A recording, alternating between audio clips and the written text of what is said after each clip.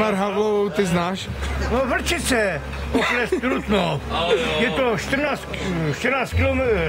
7 kilometrů od toho. Vy jste tam ještě spolu vyrůstali? My jsme tady v Haslově 7 kilometrů pradědu. Já jsem se ptal doktoru, inženýru, jak je vysoký praděd. No jak? Vysoký praděd. 1492. Vysoký je praděd. 1492. Jak vysoko, Michale, jak jsme vysoko na pradědu? 1492. Jo! No, výborně! A je tak vysoko, A jak jestli... ten pič našel tu kurva Ameriku. Jo, ano, Kolumbus, ano. A Sněžka jak vysoko? 1602. Souhlasím. A ještě? Ještě, to je. Kejštěr. Kde to je?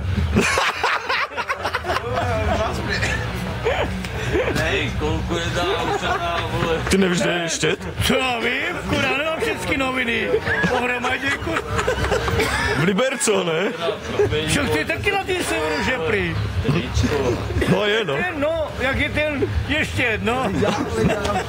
To jo, no. Ale jak je, a víš, jak je vysoký růžový vrch ve Václavě? No víš, to je to sama ta otázka. Tady je nějaké růžové vrch. Tady je růžový vrch. Bod tady hned nad Hoškovým statkem. Hovno. Jak hovno, já to říkám hovno. Hovno. Nemůže mluvit jak já hovno. Chtěli by, já mám dobrou náladu. A já říkám, je to hovno.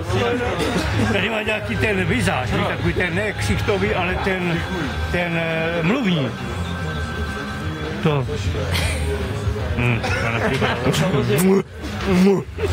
Já vím, která je. Ti řeknu vtip, jo? Já znám hodně vtipů. Já taky. A i hádanek.